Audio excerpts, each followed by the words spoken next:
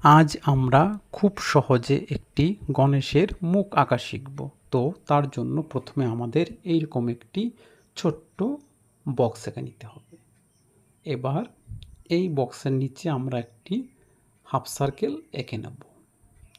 এবার এই দিকের কর্নার থেকে এদিকের মাঝ বরাবর দুটো এইভাবে পাশাপাশি দাগ দেব, আবার ঠিক এরকম কোণাকুনি আবার দুটো দাগ দেব। এটা হয়ে গেল আমাদের পাগড়ির একটা পার্ট।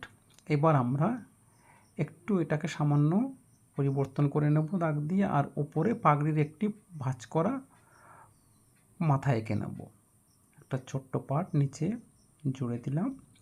এবার আমাদের করতে হবে সেটা হলো গণেশের সুর। গণেশের সুরটা দেখুন একটা এস শেপের মতন, আর একটা জিনিস খেয়াল রাখতে হবে, সেটা হলো সুরটা উপরের দিকে মোটা, নিচের দিকে সরু। এরকম করলেই কিন্তু দেখতে সুন্দর লাগবে। এবার আমরা দুদিকে দুটো দাঁত এঁকে নেব।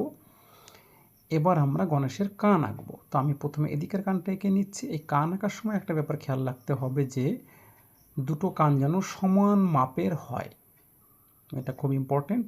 উপরে কানের একটু ফোল্ড করা অংশ দেখিয়ে দিলাম।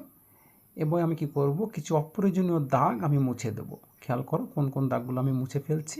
এই দাগগুলোও তোমরাও মুছে ফেলবে।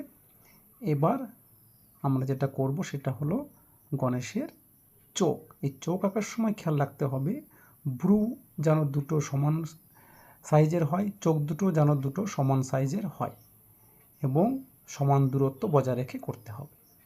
আমাদের আঁকা প্রায় শেষ। এবার আমরা কপালে একটি তিলক এঁকে দেব, আর সুরের মধ্যে কয়েকটা ছোট ছোট দাগ দিয়ে দেব। তো এরপরে ভিডিওতে আমরা শিখব কিভাবে এটাকে আমরা রং করব।